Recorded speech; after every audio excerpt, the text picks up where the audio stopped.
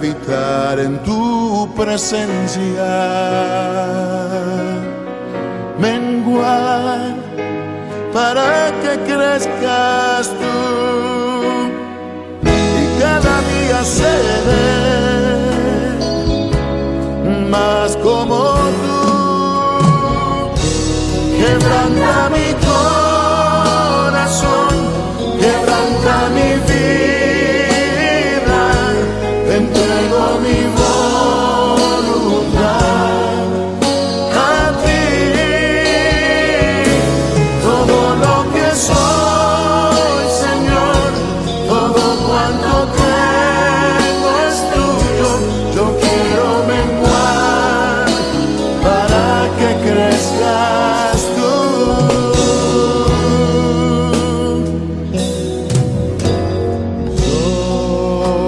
Yo quiero más de ti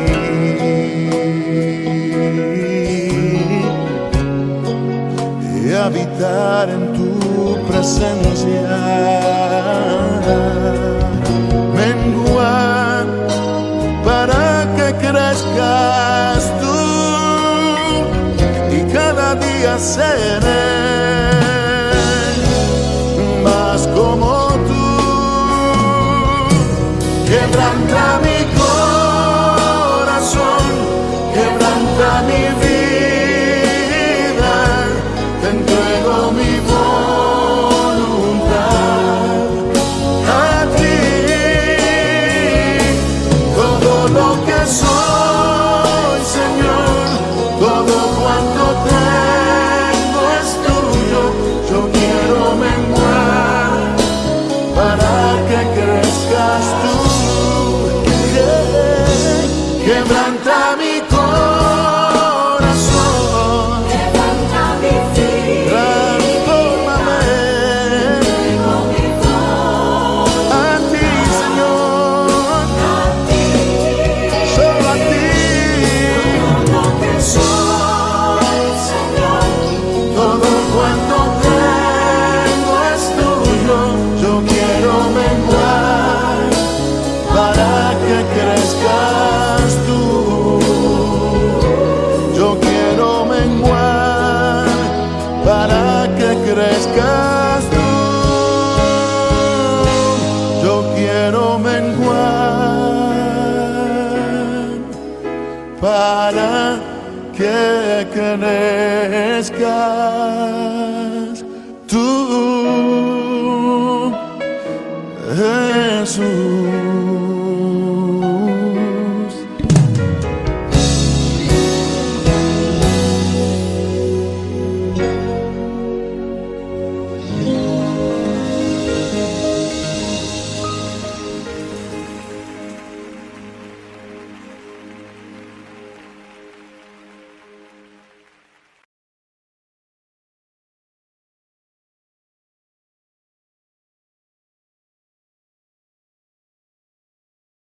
El libro de Proverbios, capítulo 9. La sabiduría edificó su casa, labró sus 7 pilares, preparó un gran banquete, mezcló los vinos y puso la mesa. Envió a sus sirvientes para que invitaran a todo el mundo. Ahora convoca desde el lugar más alto, con vista a la ciudad. Entren conmigo, clama a los ingenuos. Y a quienes les falta buen juicio, les dice: vengan, disfruten mi comida y beban el vino que he mezclado. Dejen atrás sus caminos de ingenuidad y empiecen a vivir. Aprendan a usar el buen juicio. El que reprende a un burlón recibirá un insulto a cambio. El que corrige al perverso saldrá herido. Por lo tanto, no te molestes en corregir a los burlones, solo ganarás su odio. En cambio, corrige a los sabios y te amarán. Instruye a los sabios y se volverán aún más sabios. Enseña a los justos y aprenderán aún más. El temor del Señor es la base de la sabiduría. Conocer al santo da por resultado el buen juicio. La sabiduría multiplicará tus días y dará más años a tu vida. Si te haces sabio, serás tú quien se beneficie. Si desprecias la sabiduría, serás tú quien sufra. La mujer llamada necedad es una atrevida, y aunque no se dé cuenta, es una ignorante. Se sienta a la entrada de su casa en el lugar más alto con vista a la ciudad. Llama a los hombres que pasan por ahí ocupados en sus propios asuntos. Entren conmigo, les dice a los ingenuos, y a los que les falta buen juicio les dice: el agua robada es refrescante. Lo que se come a escondidas es más sabroso. Pero lo que menos se imaginan es que allí están los muertos. Sus invitados están en lo profundo de la tumba. Si te gustó este video, dale me gusta, suscríbete a nuestro canal y asegúrate de activar la campanita de notificaciones para que siempre estés al día con nuestros nuevos recursos. Recuerda seguirnos también en nuestras redes sociales. Descarga ahora mismo la app y escucha la audiobiblia dramatizada en tu celular. Busca lectura pública de la Biblia en la tienda de tu dispositivo o vea la descripción de este video donde también encontrarás los links de descarga. Para ver el siguiente video, toca el recuadro que aparece en tu pantalla. ¡Hasta pronto!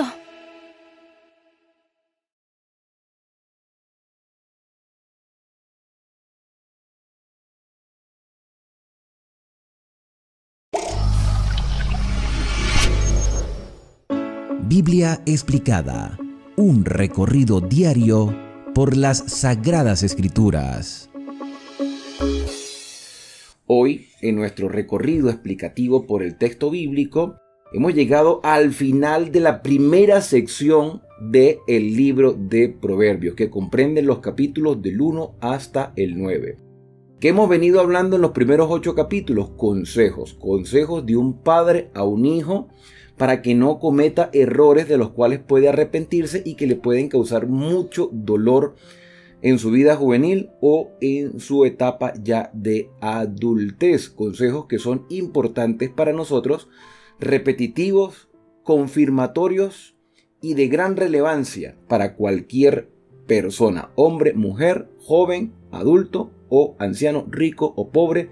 Estos mensajes nos competen a todos. Entonces, el capítulo 9 es como un resumen a través de una metáfora, a través de una ilustración, porque eso es lo que trata Proverbios: ilustraciones, comparaciones y una reafirmación de un mismo mensaje. Así que vamos a leer, porque este capítulo está dividido en 2 partes. Versículos del 1 hasta el 12 sería la primera parte, y del 13 hasta el versículo 18, que es la parte final ya del capítulo. Entonces tenemos una reconfirmación de un mensaje que es de gran importancia para cualquier persona. Comenzamos la lectura. Comenzamos entonces. La sabiduría y la insensatez.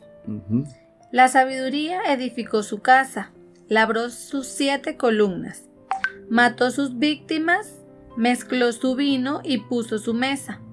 Envió a sus criadas y sobre lo más alto de la ciudad clamó, diciendo a todo ingenuo: ven acá, y a los insensatos: venid, comed de mi pan y bebed del vino que he mezclado. Dejad vuestras ingenuidades y viviréis, y andad por el camino de la inteligencia. Aquí hay algo importante en estos versículos, aunque la sección no ha terminado, y es que esto es una metáfora. A ver, se ha dicho mucho acerca de estos primeros versículos porque dice la sabiduría, como si fuera una persona. En los capítulos anteriores, en el 7 y el 8, veíamos cómo Salomón, inspirado por el Espíritu Santo, hablaba de la sabiduría como una persona, y habíamos llegado a la conclusión de que el Espíritu Santo evidentemente está hablando, nos está orientando, nos está capacitando. Pero aquí Salomón muestra a la sabiduría como edificando una casa con 7 columnas.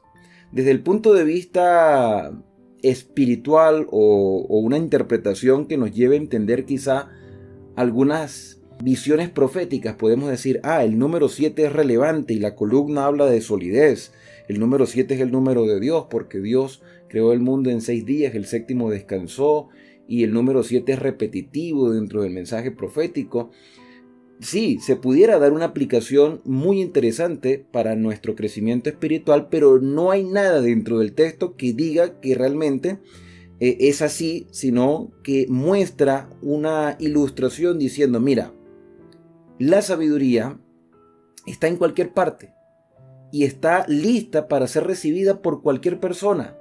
De hecho, se habla como invitando a muchas personas. A 2 grupos especiales, Sí, los dice. ingenuos y los insensatos. Correcto, jóvenes inexpertos, dice esta versión que tengo yo. Pero fíjate que hace una invitación a comer pan, a tomar vino. El pan también puede tener una alusión espiritual escatológica, ilustrativa, hacia una visión profética. El vino igualmente, cuando estudiemos Apocalipsis vamos a ver todos estos elementos. Pero lo que quiere decir aquí es que mira, te estoy haciendo una invitación, aprovéchala, no la desperdicies, deja la simpleza para que vivas, anda por el camino de la inteligencia. Ahora, las personas tienen 2 opciones, o aceptar o rechazar. ¿Sí? El que acepta está reconociendo su simpleza, su, por así decirlo, ineptitud, su ignorancia, porque se los llama inexpertos, y el que acepta la invitación está reconociendo que tiene un problema. Y así es el camino de la salvación. Y es que si nos ponemos a ver en todos los capítulos desde que comenzó Proverbios, la sabiduría que hemos dicho que es Dios, ¿cierto? Claro. Está invita, en ningún momento obliga. Correcto. Ella invita. Me hace recordar el versículo donde dice que Jesús está a la puerta tocando Y llama. Venid a mí todos los que estáis trabajados y cansados. Dios siempre hace una invitación, pero la decisión a la final es mía. Es nuestra. Ahora, si yo soy orgulloso, soberbio, autosuficiente, si me llaman joven inexperto, falto de cordura, entonces me voy a sentir ofendido. De hecho, estamos viviendo una época donde todo el mundo se ofende y entonces no voy a aceptar la invitación. No voy a aceptar. Vamos a seguir leyendo del versículo 7 en adelante, tomando en cuenta lo que acabamos de decir. Dice, el que corrige al escarnecedor se acarrea afrenta. El que reprende al malvado atrae manchas sobre sí, lo que acabas de decir. Claro, porque las personas se molestan. Se molestan porque ellos se creen que están bien, pero en realidad no están bien. Se le llama escarnecedor, se le llama impío, pero no reconoce su problema. Es como cuando asistimos a una congregación y se nos invita a aceptar a Cristo como nuestro Salvador. Entonces nos da como temor porque sabemos que somos indignos, pero queremos cambiar por nuestra propia fuerza, pero no lo logramos. Necesitamos reconocer que tenemos ese problema, ir a los brazos de Cristo para que Él nos transforme a través del Espíritu Santo. Así es. Seguimos. No reprendas al escarnecedor para que no te aborrezca. Corrige al sabio y te amará. Da al sabio y será más sabio. Enseña al justo y aumentará su saber. El temor de Jehová, vuelve y enfatiza, es el principio de la sabiduría. El conocimiento del Altísimo es la inteligencia. Esta versión que yo tengo, la siglo XXI, mi esposa está leyendo la versión Reina Valera 95, dice, el temor del Señor es el principio de la sabiduría y la inteligencia está en conocer al Santísimo. Parece que en el hebreo está en plural como santos, conocer a los santos. ¿A qué se está refiriendo? Recuerden que Dios es plural, Padre, Hijo y Espíritu Santo. Es un solo Dios, que es una unidad de 3 personas coeternas. Cuando se habla del Santísimo está hablando de la deidad en pleno, pero también hace referencia a un lugar del santuario celestial llamado el lugar santísimo.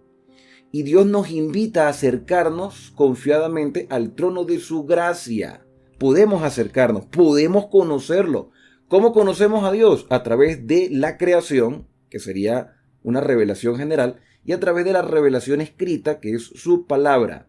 Podemos intimar con Dios, podemos acercarnos a Él, a pesar de nosotros ser inexpertos, faltos de cordura, reconocemos nuestro problema, nos acercamos a Él por el llamado que nos hace el Espíritu Santo, empezamos a conocerle y Él nos va transformando a tal punto de convertirnos en santos, sabios, justos, limpios, Y esos adjetivos que más adelante vamos a ver en el libro de Daniel, en las cartas de Pablo, en los evangelios y en el libro de Apocalipsis, son de gran importancia porque estos santos no es porque nunca cometieron errores o nunca pecaron o nunca se equivocaron. Se les llama santos porque reconocieron sus errores y ahora dependen del Señor en todas las cosas. Así. Versículo 11 y 12. Porque por mí se aumentarán tus días. O sea, Años vivirán. de vida Ujú. se te añadirán. Como el quinto mandamiento. el quinto mandamiento. Honra a tu padre y a tu madre para que tus Tus días días se se alarguen. alarguen Aquí hay en la una tierra. promesa. ¿Quieres vivir plenamente feliz, con salud? Pues conoce al Señor y guarda sus mandamientos. Porque los mandamientos son el reflejo del carácter de Dios y son la norma de vida del creyente. Claro, cuando estábamos estudiando esto con los niños, yo les decía, mira, aquí no dice 10 mandamientos, ni dice ley, ni dice normas, pero se sobreentiende porque si tú conoces a Dios, sabes que la ley y los mandamientos son la norma del carácter, es el reflejo del carácter de Dios. Y por eso dice, porque por mí, está hablando la sabiduría, se aumentan los días. ¿Quién es el único que puede aumentar los días? Dios. Y los años de vida se te añadirán. Pero no solamente vivir por vivir, sino vivir en plenitud. Como decía el capítulo anterior, serás feliz si guardas mis caminos. Versículo 12. Si eres sabio, para ti lo eres. Si eres escarnecedor, solo tú lo pagarás. O sea, si tú te consideras sabio, en tu propia opinión, por eso es que los primeros capítulos decían, no seas sabio en tu propia opinión. Si tú te crees que eres cuerdo en tu propia opinión, es necesario que registremos nuestra vida porque dice, si eres escarnecedor, la silla de los escarnecedores son los burladores, las personas que se deleitan en el mal para su propio beneficio, dice, pagarás tú solo. Yo lo interpreto o lo entiendo de la manera como que una persona sabia no anda contándole a todo el mundo que es sabio. ¿Sí? O sea, simplemente las personas se dan cuenta Por sus frutos, por sí, su- exacto, pero no anda diciendo yo soy sabio, o sea, no se está vanagloriando, ¿listo? Eso así lo entiendo yo. La parte final del versículo dice, pagarás tú solo. Ahora, ¿quién pagó el precio del pecado de la humanidad? Cristo. Pero para que nosotros seamos perdonados nuestros pecados, tenemos que reconocer que somos pecadores, tenemos que confesar nuestro pecado, tenemos que apartarnos del mal y aceptar por fe que Cristo ya pagó eso por mí. Así. Esto se llama justificación por la fe. Pero si yo no reconozco que tengo un problema, evidentemente no me arrepiento. Si no me arrepiento, no cambio. Y si no cambio, no estoy dejando que el Espíritu Santo obre en mí. La consecuencia es que yo voy a pagar por mi pecado porque la paga del pecado es la muerte. Ahora, la segunda parte de este capítulo de Proverbios nos recuerda lo que ya hemos venido leyendo en capítulos anteriores. Vamos a hacer un repaso por algunos capítulos. Vamos a retroceder un momentico al capítulo 5. Y por favor, léeme los versículos 3 y 4 del capítulo 5. Vamos a recapitular lo que hemos venido estudiando en esta primera sección. Los labios de la mujer extraña destilan miel, y su paladar es más suave que el aceite, pero su final es amargo como el ajenjo, agudo como espada de 2 filos.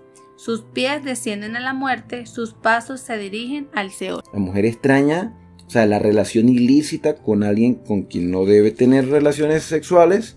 Después vamos al capítulo 6, versículo 20 y versículo 24. Dice, guarda, hijo mío, el mandamiento de tu padre y no abandones la enseñanza de tu madre, Versículo 24. para guardarte de la mala mujer, de la suave lengua de la mujer extraña. Interesante, fíjate que dice, hijo mío, guarda el mandato de tu padre y de tu madre para librarte de esa mujer extraña que destila miel, pero que a la final te lleva a la muerte. Fíjense que son 2 capítulos diferentes. En el capítulo número 7 se muestra la historia que mientras Salomón veía por la celosía, por la persiana de su ventana, veía que un joven iba detrás de una mujer que lo había seducido. Y dice el versículo 22, En el acto marchó en pos de ella como el buey al degolladero, como el necio a la prisión para ser castigado, como el ave que se apresura al lazo y no sabe que es contra su vida hasta que la saeta traspasa su corazón. No se da cuenta hasta que ya es demasiado tarde. Ya es demasiado tarde. Y es allí donde el capítulo 9 concluye esta primera parte diciendo lo siguiente, versículo 13, capítulo 9. La mujer necia es alborotadora, ingenua e ignorante. Se sienta en una silla a la puerta de su casa, en los lugares altos de la ciudad, para llamar a los que pasan por el camino, a los que van derechos por sus sendas. Y dice a cualquier ingenuo, ven acá, y a los faltos de cordura dice, las aguas robadas son dulces, y el pan comido a escondidas es sabroso. O sea, está hablando que ella está casada. Ella está casada. Está casada. El agua robada, o sea, el agua que no te pertenece a ti, ella te la está ofreciendo para que la tomes, pero no te pertenece. Claro, aquí hay una ilustración de una verdad. No quiere decir que por el hecho de que estemos casados, la mujer tiene que hacer todo lo que el hombre diga. No, lo que está hablando es de la fidelidad marital. ¿Ok? Entonces, las aguas robadas son dulces y el pan comido en oculto es sabroso. O sea, ven y ser infiel conmigo. Pueden ser dulces al principio, pero ¿qué acabamos de leer en capítulos anteriores? Al final te lleva a la muerte, porque el placer es momentáneo. ¿Cuánto dura ese momento de placer? Pocos minutos. ¿Y cuánta consecuencia puede traer? Algo que puede durar durante casi toda la vida. Así. Versículo número 18 termina este capítulo diciendo: pero ellos no saben que allí están los muertos, que sus convidados están en lo profundo del Seol. De la sepultura, de la tumba. Ahora, en muchas ocasiones se ha utilizado la imagen de la mujer para hablar del pueblo de Dios fiel. Y también se utiliza la imagen de la mujer para hablar de un grupo de personas que han sido infieles a los principios de Dios. De hecho, el libro de Apocalipsis presenta a dos mujeres, una vestida del sol y otra vestida de prostituta, ebria de la sangre de los santos. Una buena ilustración para mostrar el conflicto. Ahora, hay un deseo a veces de hacer el mal dentro de nosotros, pero podemos ser vencedores con la ayuda del Espíritu Santo. Estos versículos son de gran relevancia para nuestra vida. Si prestamos atención a este consejo, seguramente podremos alcanzar la victoria. Si te sientes tentado, si ese dragón que tenemos por dentro quiere florecer, es momento de reconocer que tenemos un problema y entregarnos en los brazos de Jesús para que Él nos ayude a cambiar. ¿Qué otras lecciones podemos sacar de este capítulo? Lo de las 7 columnas habla de firmeza, lo del temor al Señor y conocer al Santísimo en el versículo 10 nos permite acercarnos a Dios con toda libertad y saber de que el peligro está en todo lugar. En todo lugar. O sea, estamos propensos a caer. Sí, a ceder ante la tentación. Exacto. ¿Sí? Porque somos seres humanos. Ahora, ¿qué pasa si ya caigo en la tentación? ¿Será que ya no hay perdón para mí? No, claro que sí. Si hay perdón, mientras haya vida, hay esperanza. hay esperanza. Pero hay que reconocer el error. ¿Qué es lo que pasa? Que a veces decimos, ya falté y ya Dios no me puede perdonar porque falté. Eso es satánico. O sea, pensar de que no hay perdón es una mentira satánica, porque el Señor está tan dispuesto a perdonarnos como un padre está dispuesto a perdonar a su hijo cuando se equivoca. Si tu hijo se equivoca, comete un error o tiene un vicio, una adicción, un problema grave, ¿lo vas a despreciar por eso? No. Al contrario, vas a intentar a que él salga de ese problema. Y eso es lo que el Señor está tratando de hacer con nosotros, sacarnos de ese problema que tenemos. ¿Okay? Bien, hemos llegado al final de este capítulo. ¿Qué te ha parecido? ¿Qué versículos te llamaron más la atención? A mí me llamó la atención el versículo 10. A mí también, el 10. El temor del Señor. El 10 y el 6, porque dice, dejad vuestras ingenuidades. Uh-huh. A veces nosotros pensamos que un mal chiste, somos muy simples a veces. Y pensamos que no pasa nada con esas simplezas, pero nos damos cuenta que nosotros como cristianos pues no podemos estar conformándonos quizás con las cosas con vagas, esas, con el sí. entretenimiento vago. Exacto, o de repente esas palabras doble sentido para causar de repente gracia en otras personas, ¿sí? O sea, a veces lo hacemos incluso por querer llevarnos bien con otras personas, en especial las personas que no conocen de Dios, y caemos en esto, en simplezas, cuando deberíamos de, como cristianos, ser discretos y ser sabios. Cuerdos. Pero estamos viviendo una época de mucha simpleza. Sí. Principalmente en las redes sociales. Nosotros que manejamos las redes sociales a diario, nos damos cuenta que hay demasiada simpleza. Y cuando hablamos de cosas serias e importantes y necesarias, ya la atención no es la misma porque estamos acostumbrados ya a cosas vagas, momentáneas, circunstanciales, que en realidad no edifican, sino que te traen un placer, pero ya hasta allí te deja con ese vacío y con esas ganas quizás de tener más, y se nos va el tiempo en cosas que carecen de valor y de importancia para nuestra vida personal. Bien, vamos entonces a orar y agradecerle a Dios por las enseñanzas de este capítulo. Querido Dios que estás en el cielo, te damos las gracias porque nos enseñas, nos orientas, nos muestras, Señor, el camino. Ayúdanos a aceptar esa invitación que nos haces para que podamos ser sabios.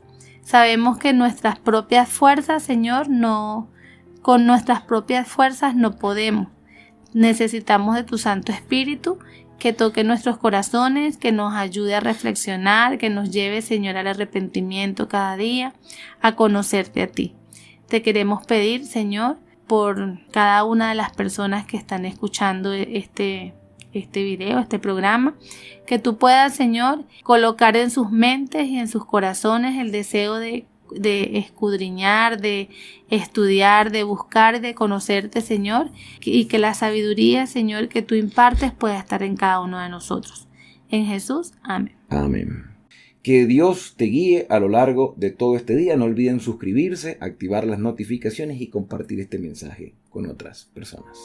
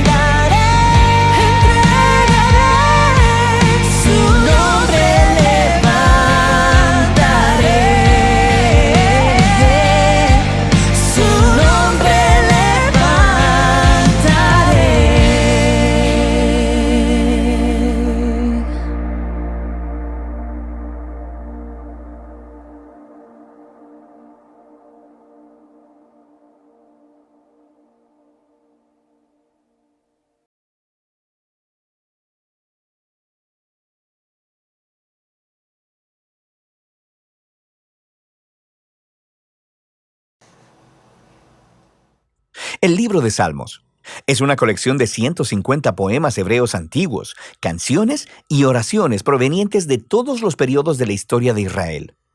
Muchos de estos poemas están conectados con el rey David, de hecho, 73 de ellos, y él era conocido como poeta y arpista.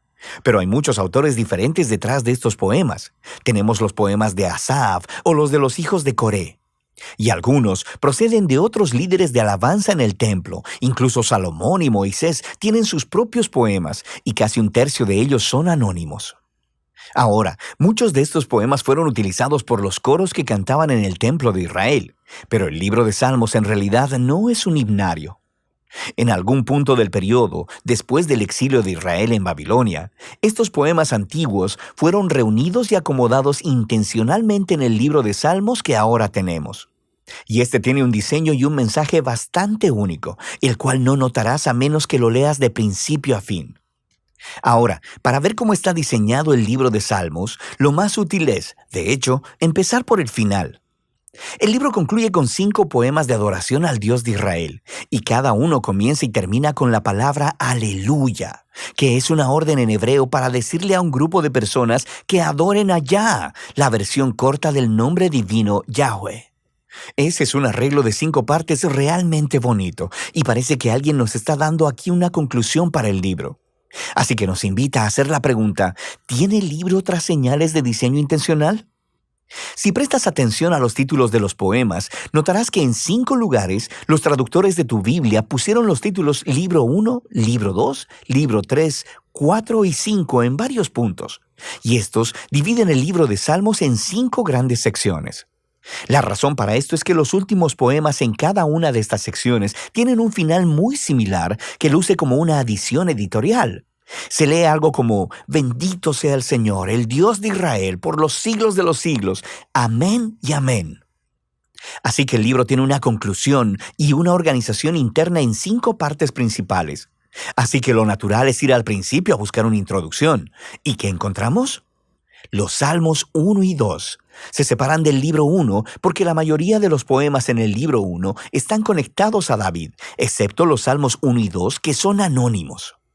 El Salmo 1 celebra lo bienaventurada que es la persona que medita en la Torá, leyéndola en oración día y noche y que luego la obedece.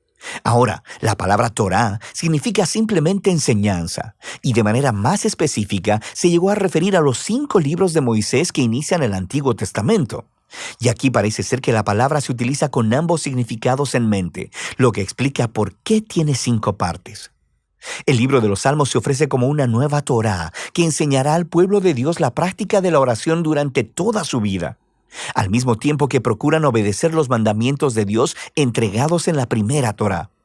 El Salmo 2 es una reflexión poética sobre la promesa de Dios al rey David de 2 Samuel capítulo 7, de que un día un rey mesiánico vendría y establecería el reino de Dios sobre el mundo, derrotando la maldad y la rebelión en la nación.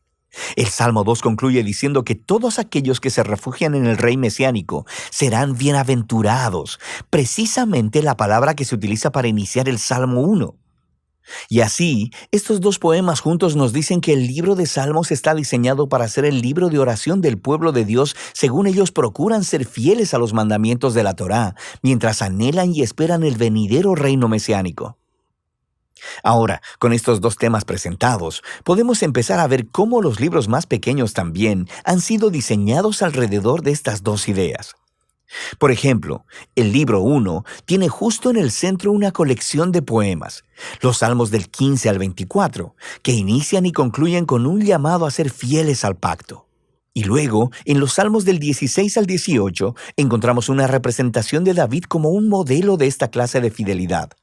Así que él clama a Dios para que lo libere, y Dios lo enaltece como rey.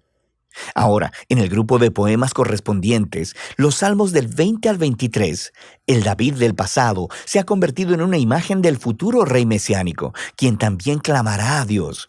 Él será librado y le será dado un reino sobre las naciones. Y luego, justo en el centro de esta colección, está un poema, el Salmo 19, dedicado a adorar a Dios por proveer la Torá. Así que aquí lo tenemos, los 2 temas de los Salmos 1 y 2 ligados muy de cerca aquí. El libro 2 abre con dos poemas que están unidos por su esperanza de un regreso al templo en Sion en el futuro. Y esta es una imagen muy asociada con mucha proximidad a la esperanza del reino mesiánico. Luego, el libro 2 cierra con un poema que representa el futuro reino del rey mesiánico sobre toda la nación. Este poema es realmente asombroso porque hace eco de todos estos otros pasajes de los profetas acerca del reino mesiánico. Y concluye diciendo que este rey traerá el cumplimiento de la antigua promesa de Dios a Abraham sobre traer bendición de Dios a todas las naciones. El libro 3 también concluye con un poema que reflexiona sobre la promesa de Dios a David, pero esta vez a la luz del exilio de Israel. Así que el poeta recuerda cómo Dios dijo que nunca abandonaría al linaje de David, pero ahora está observando la rebelión de Israel, su resultado, la destrucción, el exilio y la decadencia del linaje de David. Así que el poeta termina pidiéndole a Dios que nunca olvide su promesa a David. El libro 4 está diseñado a responder a esta crisis del exilio. Así que el poema inicial nos regresa a las raíces de Israel con la oración de Moisés, y el autor hace lo que Moisés hizo en el monte Sinaí después del incidente del becerro de oro: clamar al Señor por su misericordia.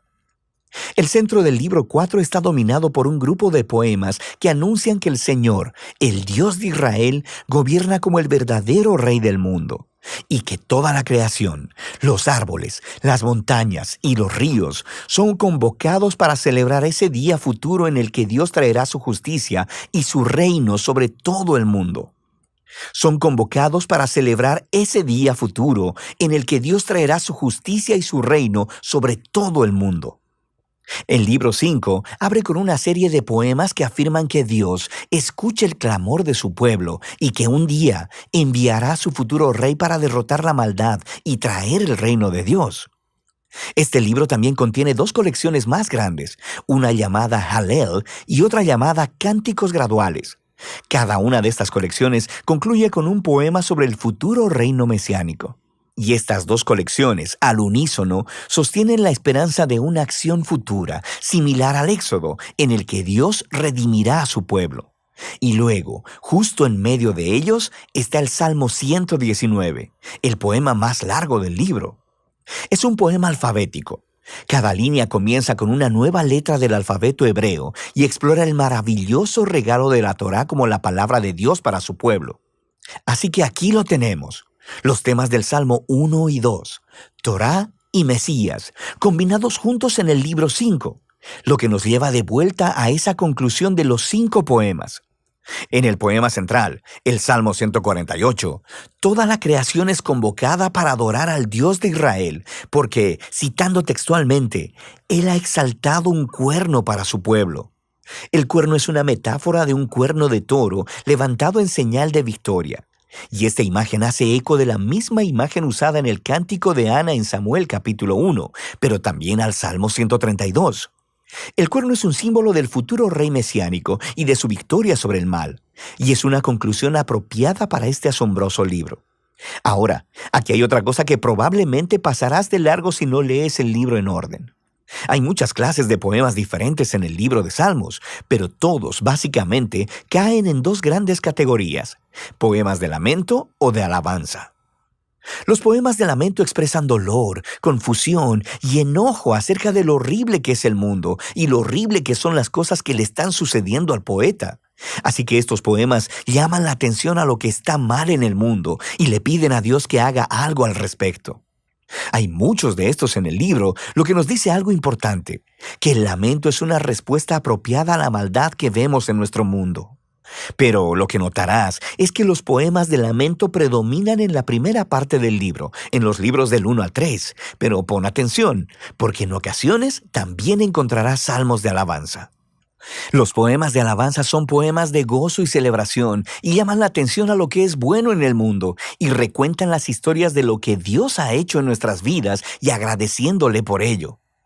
En los libros 4 y 5 notarás que los poemas de alabanza son más que los poemas de lamento, y todo culmina en esa conclusión de aleluyas en 5 partes. Este cambio de lamento a alabanza es profundo y nos dice algo acerca de la naturaleza de la oración, mientras esperamos por el rey mesiánico como el libro nos enseña a hacer. Esto creará tensión para nosotros mientras miramos el trágico estado de nuestro mundo y de nuestras vidas. Así que los salmos nos enseñan a no ignorar el dolor de nuestras vidas, pero también, al mismo tiempo, que la fe bíblica mira hacia adelante, mirando a la promesa del futuro reino mesiánico de Dios. Así que, Torá y Mesías, lamento y alabanza, fe y esperanza. De eso trata el libro de Salmos.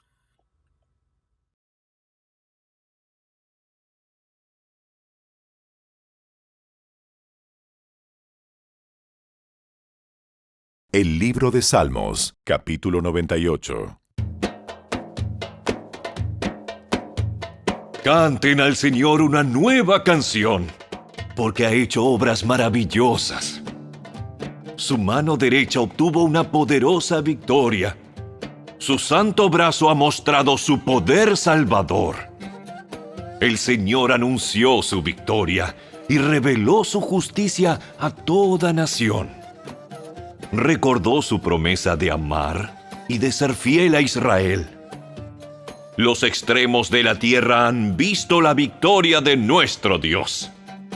Aclamen al Señor, habitantes de toda la tierra. Prorrumpan en alabanza y canten de alegría. Canten alabanzas al Señor con el arpa y dulces melodías, con trompetas y el sonido del cuerno de carnero. Toquen una alegre sinfonía delante del Señor, el Rey. Que el mar y todo lo que contiene le exclamen alabanzas. Que se le unan la tierra y todas sus criaturas vivientes. Que los ríos aplaudan con júbilo. Que las colinas entonen sus cánticos de alegría delante del Señor, porque viene a juzgar la tierra. Juzgará al mundo con justicia y a las naciones con imparcialidad.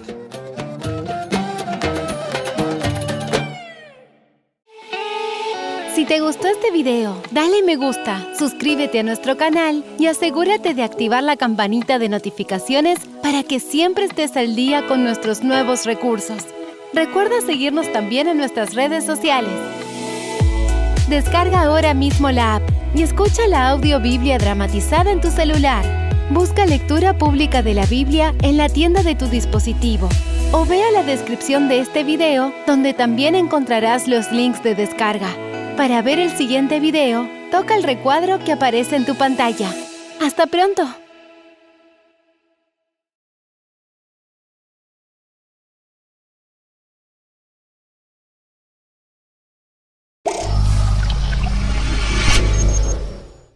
Biblia explicada.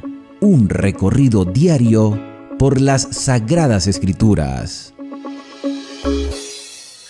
Vamos a continuar nuestro recorrido explicativo por el texto bíblico y en esta oportunidad lo hacemos abriendo nuestras Biblias en el Salmo 98. El Salmo 98 es una hermosa exhortación a todos los pueblos y a todas las fuerzas de la naturaleza a que alaben a Dios, el soberano y juez del universo. Este salmo es un eco del Salmo 96. Compara el Salmo 98 con el 96 y verás que hay muchas similitudes, aunque con una estructura más definida. Este Salmo 98 tiene su estructura más clara. Hay 3 estrofas de longitud similar, cada una con una idea central. En ellas, en estas ideas, claramente se presentan las razones para alabar a Dios, en los versículos del 1 al 3, la manera de alabar a Dios en los versículos del 4 al 6 y la invitación de darle alabanza en los versículos del 7 hasta el 9. Entonces está dividido en 3 partes, del 1 al 3, del 4 al 6 y del 7 al 9. En este salmo se nota gran lozanía y espontaneidad del espíritu. Vamos a leerlo. Salmo 98. Cantad al Señor canción nueva. De esto ya hablamos en el Salmo 96. Te invito a que si no has visto el Salmo 96 y su explicación, lo puedas ver en todo detalle. Hablamos del canto, incluso hicimos referencia al libro de Apocalipsis con el cántico de Moisés, el cántico del Cordero, la canción nueva de los 144,000 que nadie podía entonar sino solo ellos. Y el Salmo 98 nos recuerda nuevamente este mensaje. Cantad al Señor canción nueva, porque ha hecho maravillas. Su diestra y su santo brazo lo han salvado. El Señor dio a conocer su salvación, a la vista de las naciones reveló su justicia, se acordó de su amor y de su fidelidad hacia la casa de Israel. Todos los términos de la tierra han visto la salvación de nuestro Dios. Cantad alegres, cantad gozosos al Señor, toda la tierra, levantad la voz, una voz de alegría, de júbilo. También se habla de aplaudir, de esto, del tema de aplaudir, también lo hablé en un capítulo anterior de los Salmos. Por eso te invito a ver todos los Salmos si aún no has tenido la oportunidad de verlos ordenadamente. Hablé del tema del aplauso y el versículo 4 dice eso, aplaudid y salmiad, es decir, cantad salmos. Salmiad al Señor con arpa y con voz de canto, con instrumento o sin instrumento, porque cuando habla de palmear, bueno, no tienes instrumentos, pero aplaude. A ver, yo vuelvo y repito lo que dije en capítulos anteriores. Lamentablemente, hoy se crea desorden en muchas iglesias protestantes con esto del aplauso, del salto, de la efervescencia, de la supuesta danza que a la final se convierte en un desorden. ¿Okay? Vamos a recordar que estos salmos los escribieron los israelitas, los judíos. Ellos tenían su cultura y todo estaba enfocado a la adoración a Dios y no al placer. Lo que el Salmo quiere decir es que tengas o no tengas instrumentos, tienes que alabar al Señor, tienes que engrandecer su nombre, tienes que cantar con arpa y con voz de canto, con tu voz, con tus manos, con tu cuerpo, pero que haya reverencia, que haya respeto al nombre del Señor. Aclámalo con trompeta, con chofar, ¿sí? Con bocina ante el Rey, el Señor. Brame el mar y su plenitud, el mundo y sus habitantes, los ríos batan las manos, se habla del mar, o sea, las muchedumbres de gente, personas que todavía no han experimentado la conversión, pero lo van a hacer, porque hay una obra de evangelismo, porque el Señor da su luz a todos los seres humanos y la posibilidad de salvación está al alcance de todos. Brame el mar, dice el versículo 7, y su plenitud, el mundo y sus habitantes, se habla del río, las aguas del río.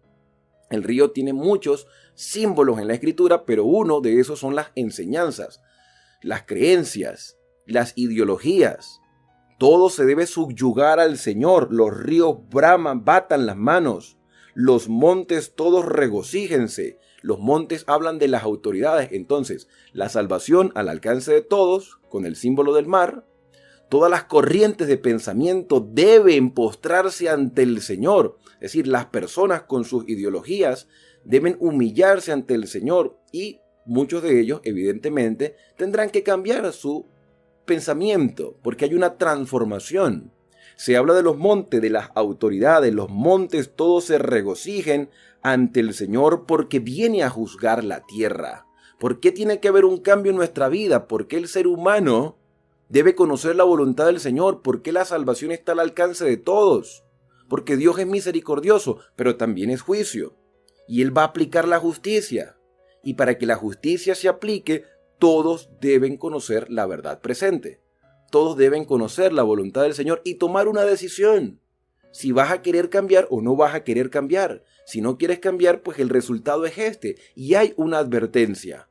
Y el mensaje llega a todo el mundo. Los montes todos se regocijen ante el Señor, porque viene a juzgar la tierra, juzgará al mundo con justicia y a los pueblos con rectitud, porque hay una norma de juicio que son sus mandamientos.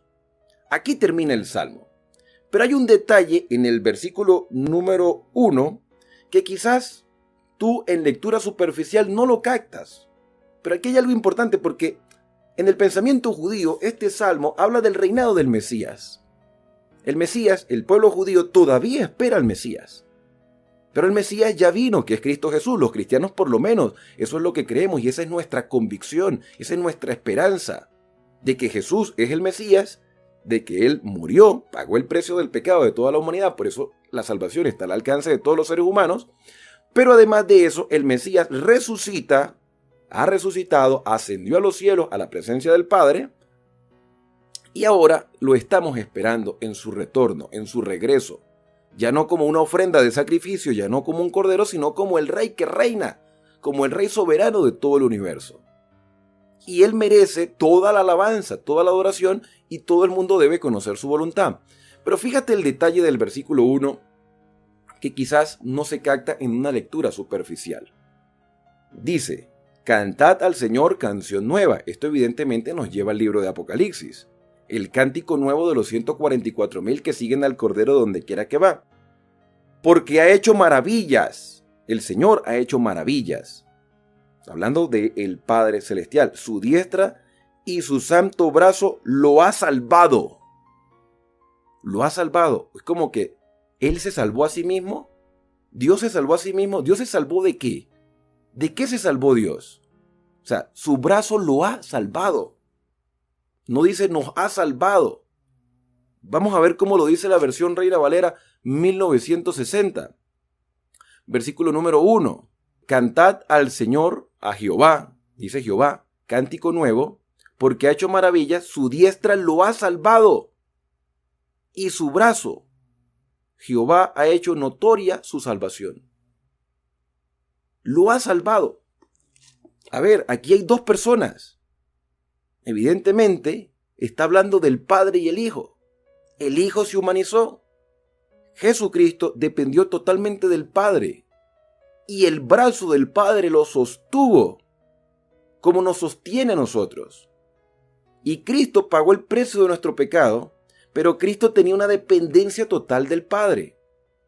Cuando en Getsemaní Cristo derrama sudor como gotas de sangre, Él le dice al Padre, Padre, si es posible, pase de mí esta copa, pero no se haga como yo quiero, sino como tú quieres. Y le había pedido a Pedro, a Santiago y a Juan que oraran por Él. Pero el Señor reconoció que aunque el Espíritu estaba presto en los apóstoles de querer acompañar al Señor en oración, sus cuerpos estaban débiles, su carne se había debilitado por el cansancio. Y el Señor necesitaba que sus discípulos oraran con Él en ese momento de su mayor agonía, porque Jesús sintió la separación del Padre a causa de que el pecado de toda la humanidad reposaba sobre Cristo. Pero el brazo del Señor, el brazo de Jehová sostuvo a su Hijo, y cuando Cristo estaba en la cruz, dijo, Padre, oh Dios mío, Elí, Elí, lama sabactani, Dios mío, ¿por qué me has desamparado? Él sintió un desgarramiento del corazón, porque se dio cuenta que el pecado, o sintió en su carne humana, cómo el pecado nos separa a nosotros del Padre, pero el Padre sostuvo a su Hijo y salió victorioso, y la victoria de Cristo también es nuestra victoria, y eso merece alabanza. Cantad a Jehová canción nueva, porque la canción nueva es la experiencia, porque el Señor ha hecho maravillas, su diestra lo ha salvado, y también nos salva a nosotros. Su brazo poderoso lo ha salvado. Jehová ha hecho notoria su salvación. A la vista de las naciones se ha descubierto su justicia. Se ha acordado de su misericordia y su verdad está con la casa de Israel. Y hoy tú y yo somos el Israel espiritual.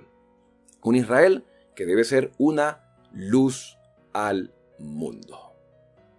Interesante todos estos detalles que podemos ver en este Salmo 98. Otro detalle importante es con respecto a el versículo 8 y 9, que ya lo mencioné, con respecto a los montes. El monte representa los poderes, pero ese poder debe estar subyugado a Cristo Jesús.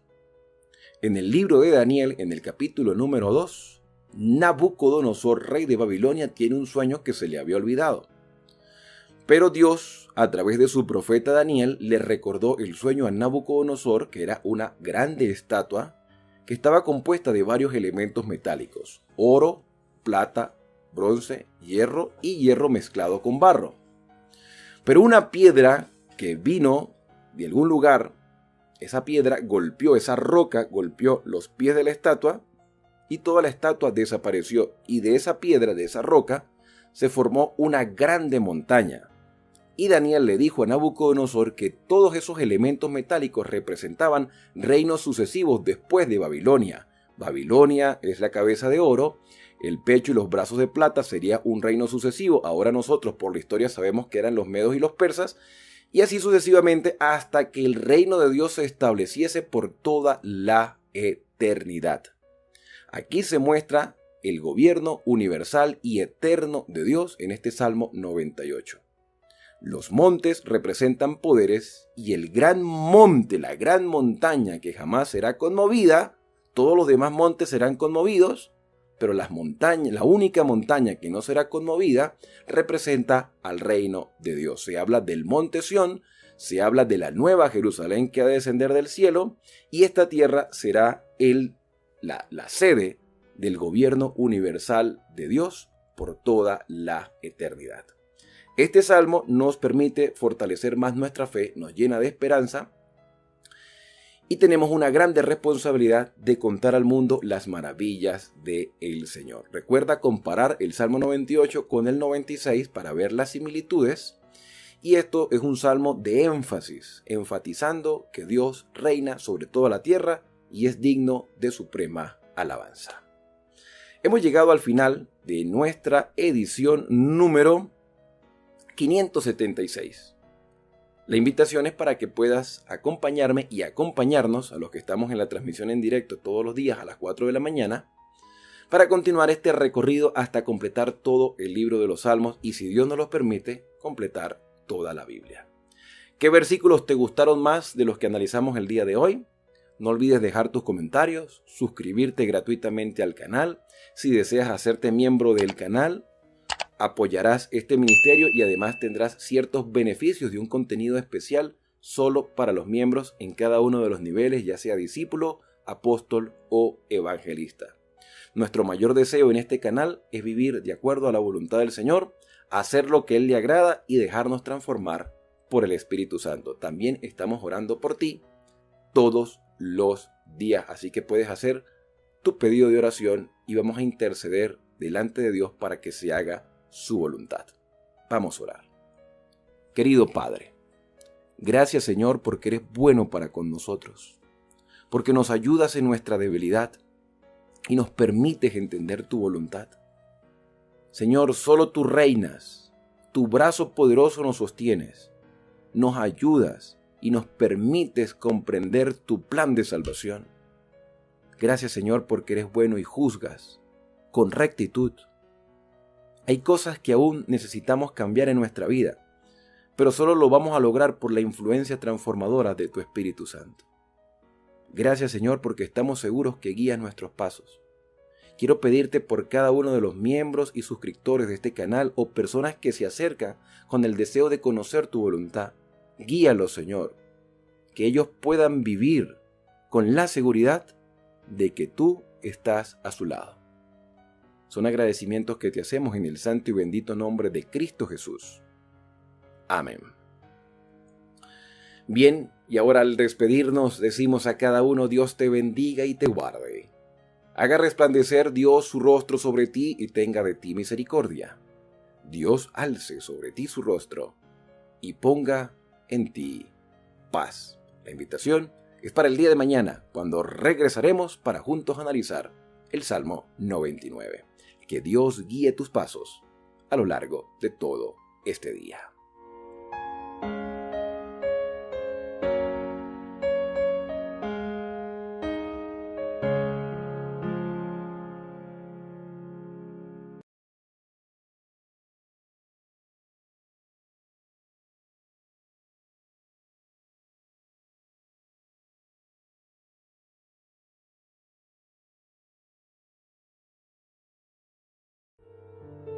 ¿Qué profecías de los salmos fueron cumplidas en Jesús? Hay 97 profecías mesiánicas en los salmos. Es muy importante recordar y tener en mente que las profecías acerca del Mesías en el Antiguo Testamento no fueron inventadas, ni definidas por los cristianos, no. El comentario bíblico histórico de Alfred Ederstein señala que los antiguos escritos rabínicos del Talmud tomaron como profecía 456 pasajes del Tanaj, Antiguo Testamento. Las profecías cumplidas no responden a tratar de acomodar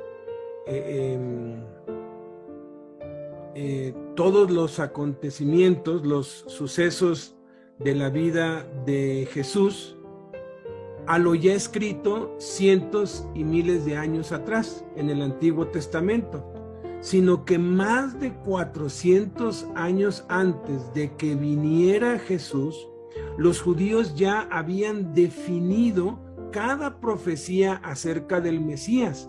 Y desde los tiempos de Abraham, los hebreos han estado en espera de la llegada del Mesías, atentos a los acontecimientos y al cumplimiento de las profecías.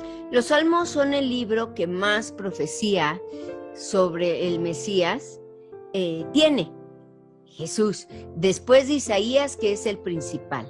Los Salmos, que en hebreo se menciona como Teilim, que significa alabanzas, y en griego Salmoi, son un conjunto de 5 libros de poesía hebrea que en su mayoría son oraciones a Dios que se convirtieron en cantos.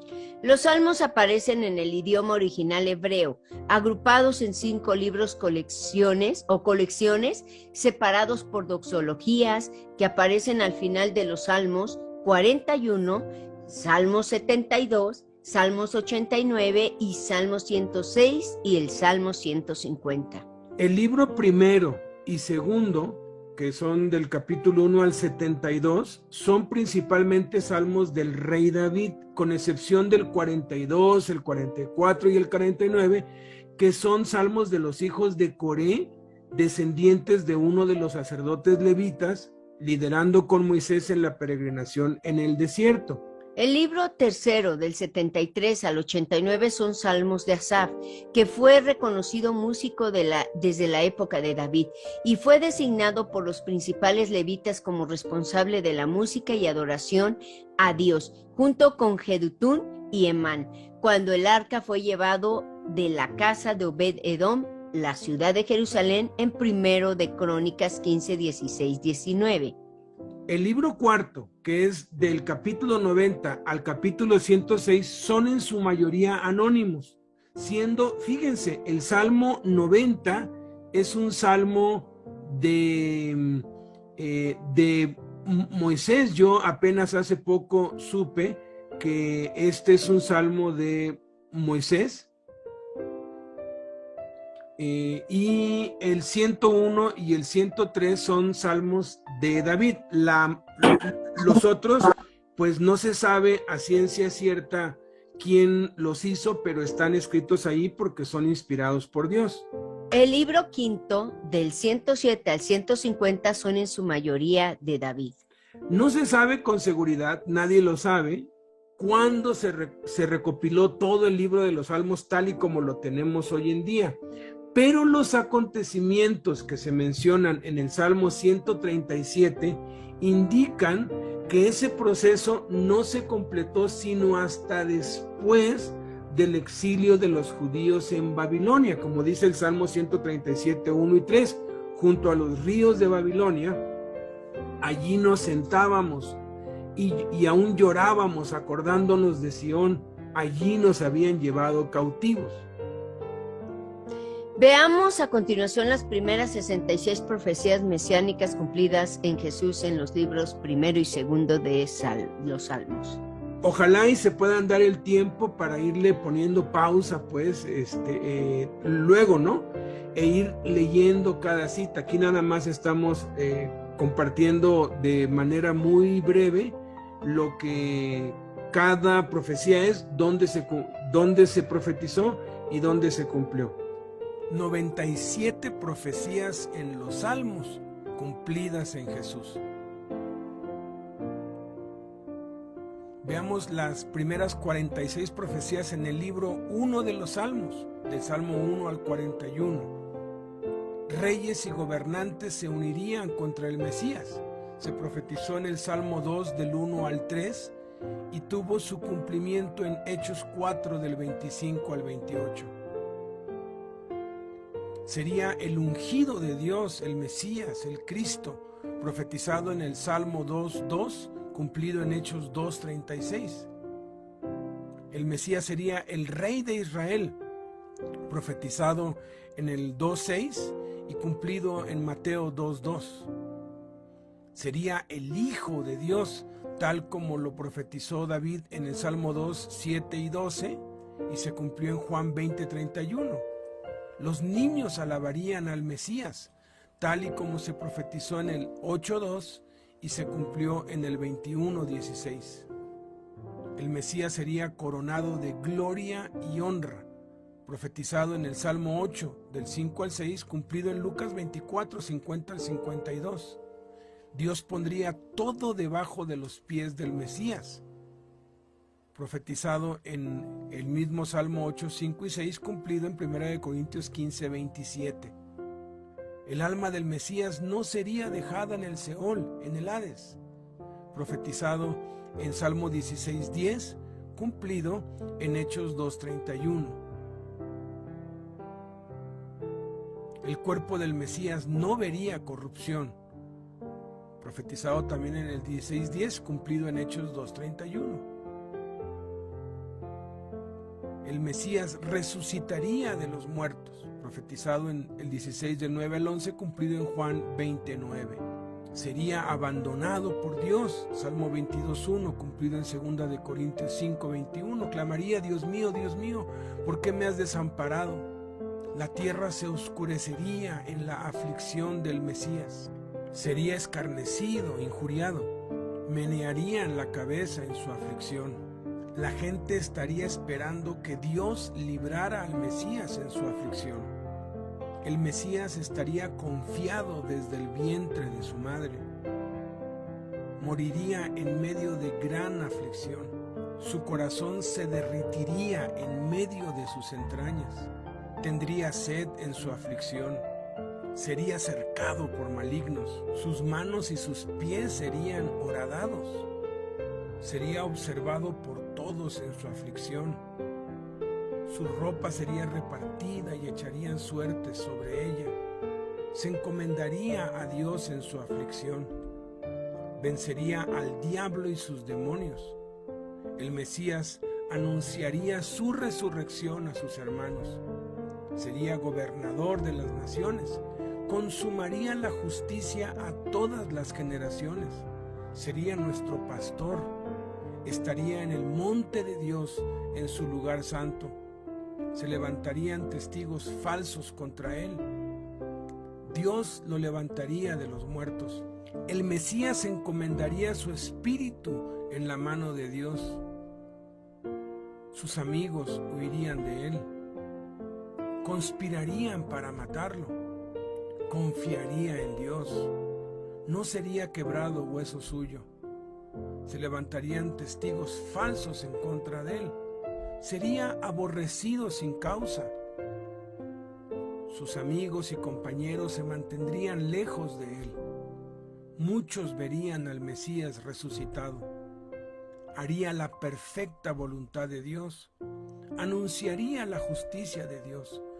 Sus enemigos volverían atrás y serían avergonzados. Sería traicionado por un amigo muy cercano. Veamos ahora las 20 profecías en el libro segundo de los Salmos, cumplidas en Jesús, del Salmo 42 al 72. La gracia se derramaría en los labios del Mesías. El Mesías sería el Dios eterno y cetro de justicia sería el cetro de su reino. El Mesías amaría la justicia y aborrecería la maldad. Sería el ungido de Dios, el Cristo. Redimiría la vida del Mesías del poder del Seol, del Hades. Uno que comía pan con él, un íntimo suyo lo traicionaría. El que lo traicionaría moriría sorpresivamente. Subiría a lo alto y llevaría la cautividad. El Mesías tomaría dones para los hombres. se aumentarían innumerablemente los que lo aborrecerían sin causa. Sería rechazado por sus propios hermanos. Sería consumido por el celo de la casa de Dios. Sería angustiado. Esperaría que alguien se compadeciese de él. No hallaría quien se compadeciese de él ni lo consolase. En su sed le darían a beber vinagre. Dios mismo sería quien heriría al Mesías. Reyes se postrarían ante él. Sería grano en la tierra. Todas las naciones serían benditas en él.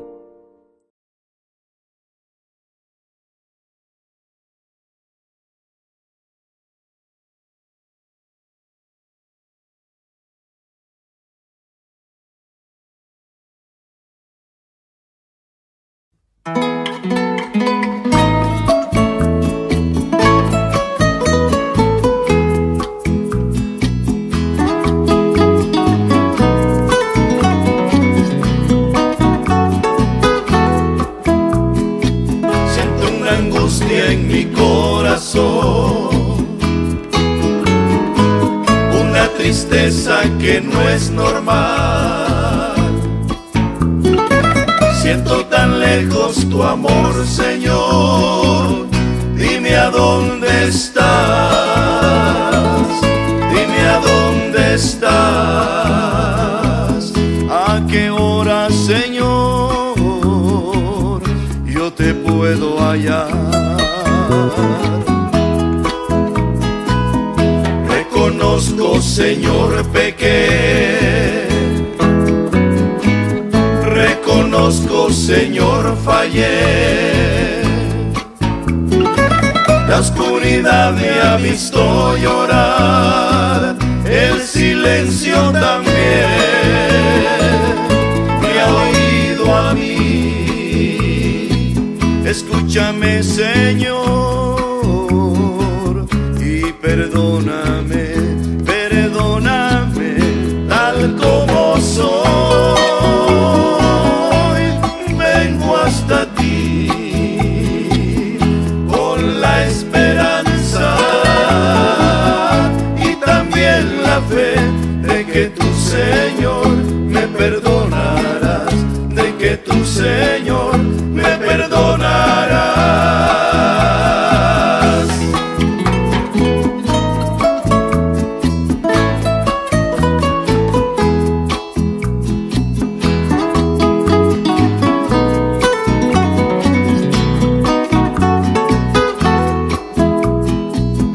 Reconozco, Señor, pequé. Reconozco, Señor, fallé. La oscuridad me ha visto llorar, el silencio también me ha oído a mí. Escúchame, Señor, y perdóname, perdóname tal como soy. Vengo hasta ti con la esperanza y también la fe de que tu Señor me perdonarás, de que tu Señor me perdonarás tal como soy. Vengo hasta ti con la esperanza y también la fe de que tu